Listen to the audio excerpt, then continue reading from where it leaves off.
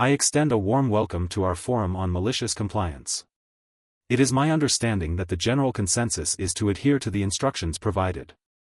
Consequently, in light of your expressed desire for further examples of malfunctions in medical devices, I am obliged to comply.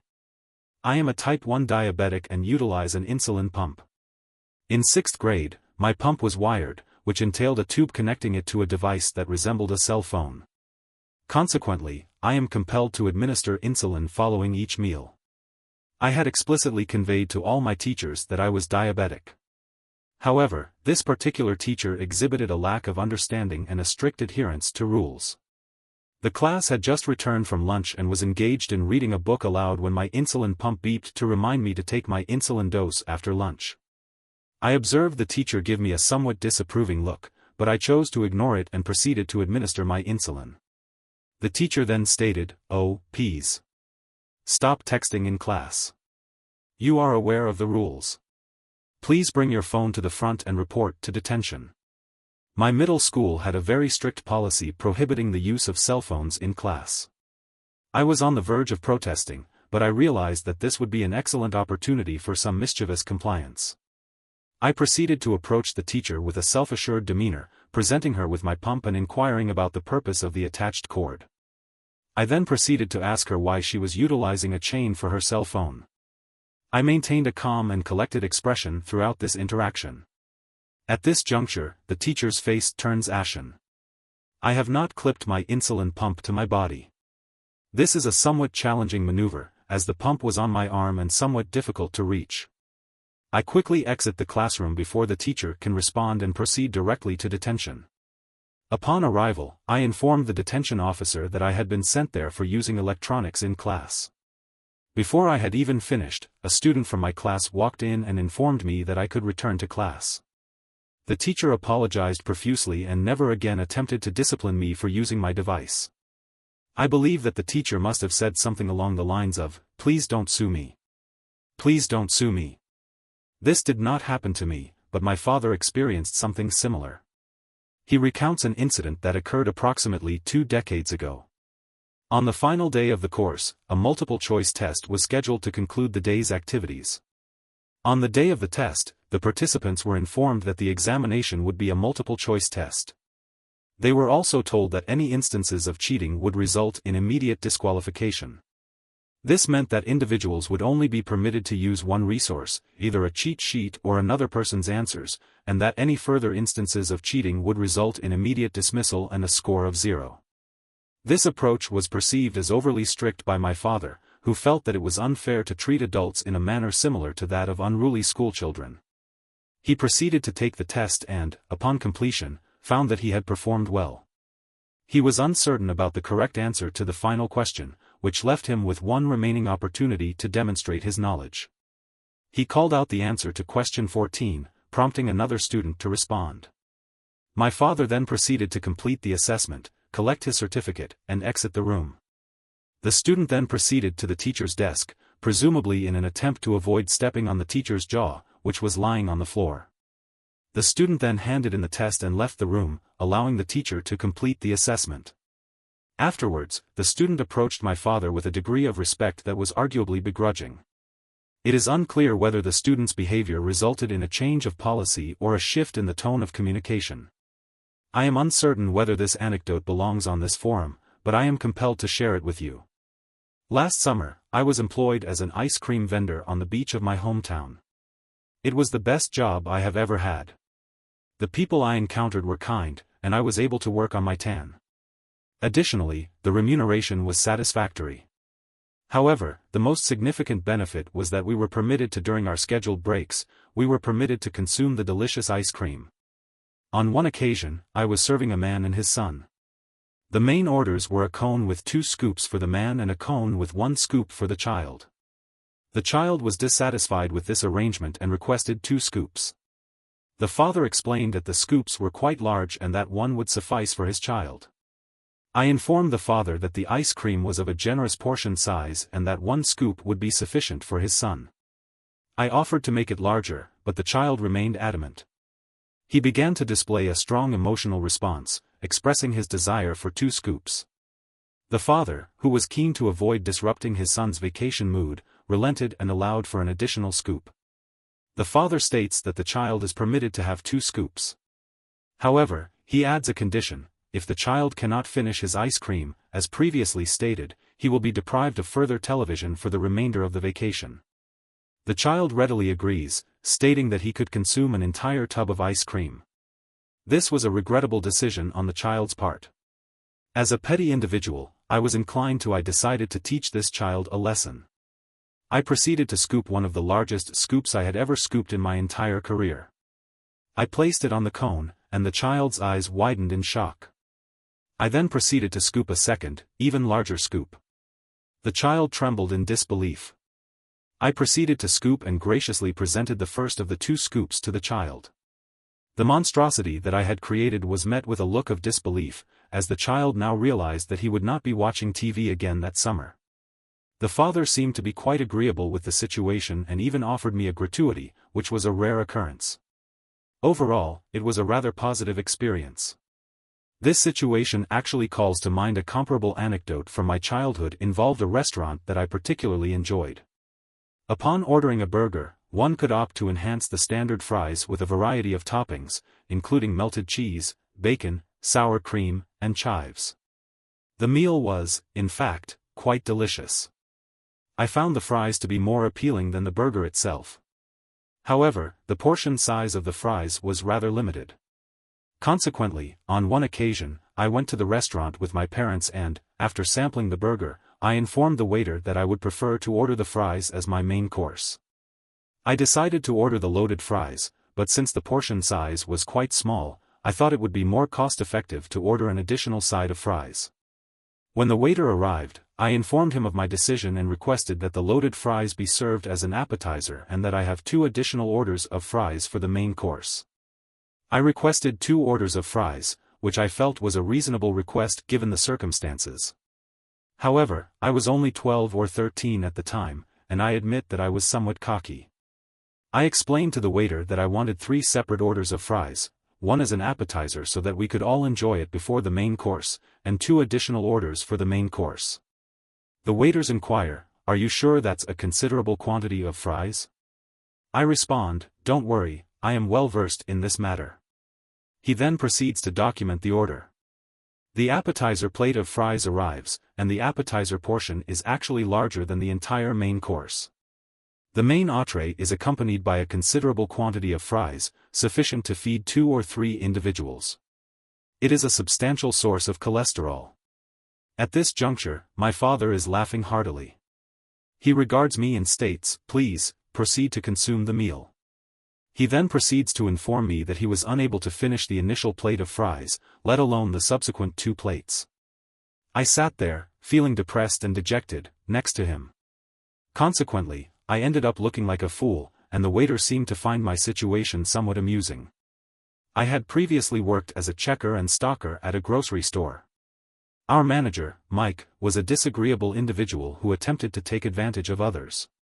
There was a significant turnover at this establishment, and one day I was summoned to his office. I was asked why I had recorded overtime on my time card. I was typically scheduled for 1 to 10 p.m. My schedule was for 1 hour of lunch, but the store did not close until 10 p.m. Therefore, I was required to count my drawer afterwards. I informed Mike of this, but he was unresponsive. He stated that I should have completed this task earlier and that I was to leave at 10 p.m., without any possibility of overtime.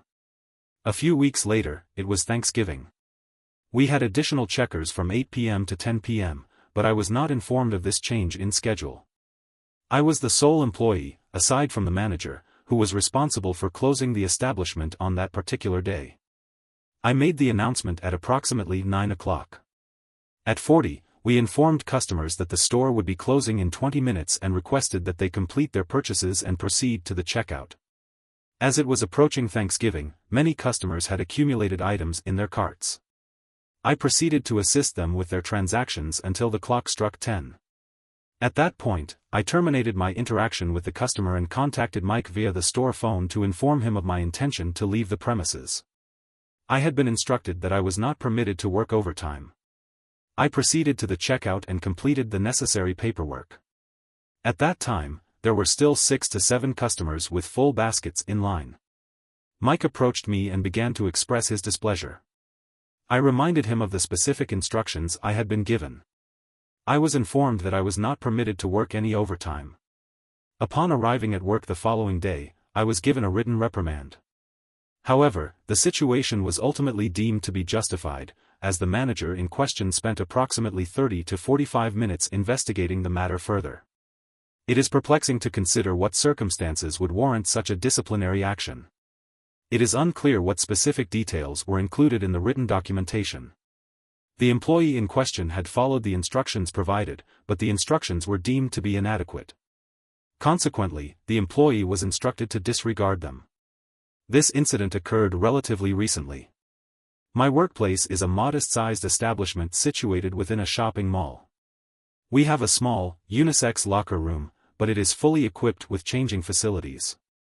Many employees choose to change their attire on a daily basis.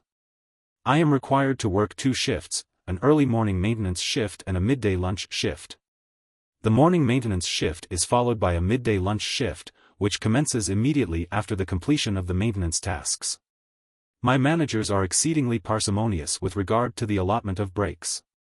They adhere to the legal minimum, and will also endeavor to schedule employees for a duration that is just below the required hourly threshold, with the objective of circumventing the necessity for another break. Consequently, if an employee takes a second break, they will be scheduled for a period of 7 hours and 40 minutes, for example. As a maintenance worker, I have been permitted to wear a maintenance shirt in lieu of a general uniform top when I transition from maintenance to other duties. However, given my gender and the associated presentation expectations, I typically wear a light shirt underneath. It would normally take me a few seconds to change tops and resume my duties on the floor. However, a few weeks ago, my supervisor informed me that I was no longer permitted to change in the locker room for hygiene reasons. Notably, this directive was not extended to any of my male colleagues. The workers, who had been performing the same tasks for years, were required to walk approximately 5 minutes to the nearest bathroom to change their clothes. This is an example of non-compliance with the established rules. There was an unspoken expectation that the workers would change clothes during their break. However, given the strict rules imposed by their managers, the workers were reluctant to take a significant amount of time away from their limited free time. Instead, they deliberately left a small amount of maintenance work undone each day. This amounted to approximately 10 tasks. I allot approximately 15 minutes of work time before my scheduled break. During this period, I maintain my maintenance tasks while remaining attired in my maintenance shirt. Once these tasks are completed, I proceed to the nearest restroom to change into my appropriate attire. This is typically a period of high activity, coinciding with the early lunch rush. Consequently, my managers are often compelled to cease their conversations in the office and provide coverage until my return. Prior to this, I held a conventional position with a traditional supervisor. This individual was inclined to engage in leisurely browsing on social media platforms while his colleagues were engaged in the more arduous tasks. Additionally, he was of a more advanced age, which contributed to a less dynamic work environment. He was so uninformed that he was unaware that one could earn a livelihood as a content creator. I am now tempted to email him to inform him of my YouTube channel and the fact that I work at a pizza restaurant that opened last November. Yesterday, I experienced a similar incident. I will now proceed with my account. This week, we have a special online offer, half-price pizzas. As we were not very busy tonight, I was just about to finish my shift 3 hours early. However, I decided to serve one last customer who came in after I collected my tips but before I actually clocked out. A brief aside, my manager was. The individual in question is situated behind me at the cut table, engaged in the process of cutting up the last 4 pizzas associated with this particular order. Hello. Are you here to pick up your order? Yes, I am here to pick up my order. I ordered online. Okay, what name was on the order? It was not her name, but it was changed to prevent her from becoming aware of the order if she were to read a subreddit. That will be the total price. Would you be paying with cash or a card? I inquired as to why the price was so much higher than expected. I had assumed that all items were subject to a 50% discount. I apologized and explained that only pizzas were eligible for the discount. I engaged in a brief discussion with the customer, who eventually demanded that I apply the employee discount. I informed her that this would result in a higher overall cost. She then requested that I remove all discounts. She smiles as though she has just won a prize. I take the discount for her for ordering online and give her my own smile as I say, that will make the price even higher.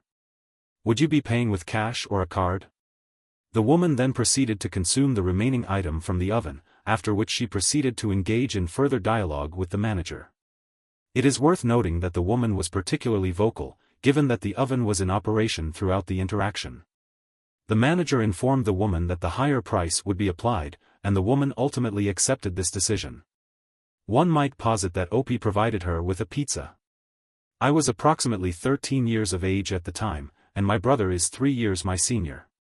I awoke one morning to my brother huffing and bellowing and generally exhibiting disruptive behavior. It did not take long for me to discern that he had locked himself out of his room. I offered to assist him, but as soon as I did, he turned away. He proceeded to verbally abuse me, ordering me to fuck off. I proceeded to enter the kitchen and consume my breakfast at a leisurely pace, observing the unfolding events. My brother began to stalk from his room to the rear of the house, exiting through the rear door and traversing the exterior, before returning to the front of the house and entering through the front door. He paced back and forth in front of the entrance to his residence, attempting to gain access through any means possible. Despite his efforts, he was unable to enter. I inquired if he would like assistance. He appeared disoriented and agitated. I proceeded to start his PlayStation console, which he had left in the living room, and engaged in his preferred activities for several hours. He was deeply absorbed in his pursuits. His circuits around and through the house, out the back door and in the front, are so complex that he is unaware of the passage of time. As lunchtime approaches, I inquire as to whether he is certain that he does not require assistance. He responds with a volley of expletives, so I return indoors and prepare a glass of orange juice.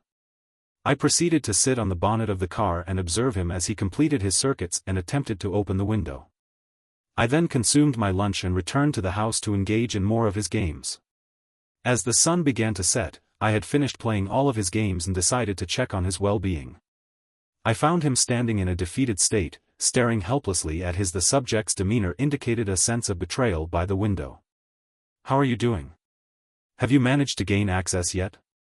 The sarcasm was not perceived, and the subject appeared to be on the verge of tears. I apologize for my earlier outburst, but I had locked myself out. I gave his arm a reassuring pat and nodded. I had indeed heard about that. "Would you like some assistance?" I am unsure of the best course of action. I have attempted various solutions, but I have not yet succeeded. I appreciate your interest in assisting me. Have you considered this approach? I removed the upper portion of the window, which he had been attempting to force open. The house is of an older design, and the windows have been painted on numerous occasions. This has led to a lack of awareness of their original state. It was time to open the windows from the top, even though they were locked from the inside. The expression on his face as I walked away was so comical that I wish I had been wearing sunglasses or had been polishing my nails on my shirt. It had been 20 years since that event, and the expression on his face was so satisfying that it still makes me smile. On the day in question, I had waited for my apology for a considerable length of time. When it finally arrived, I experienced a profound sense of satisfaction. I would like to request that, should this video be uploaded to YouTube, a link to me is provided. I would also appreciate it if, in the description, you would include a link to the original post. I am grateful for your positive response to my previous video. In contrast to my previous video, I will now present a few additional examples of my father's mischievous behavior. These incidents did not occur directly to me, but they are among my father's most cherished anecdotes. Despite the passage of time, I still recall them fondly. Let me set the scene. It was several decades ago, when my father was engaged in a lively discussion with a group of friends. In the midst of this animated exchange, he suddenly turned to me and said, "Come on, man. You know I have a record, but it was a few years ago. I'm talking about 2 decades ago." At that moment, I was sitting on a chair, and he playfully warned me, "Don't bite my chair." The dog's actions earned him a command to sit on the human's lap. The dog's name was Papa Dog, and the human referred to him as such. However, if the dog were to be caught misbehaving a second time, he would be immediately removed from the premises and his score would be rendered invalid. The dog then inquired as to whether he could make a YouTube video with the human. The human assured him that he could, but that the video would be placed in a specific location. The dog then proceeded to do so.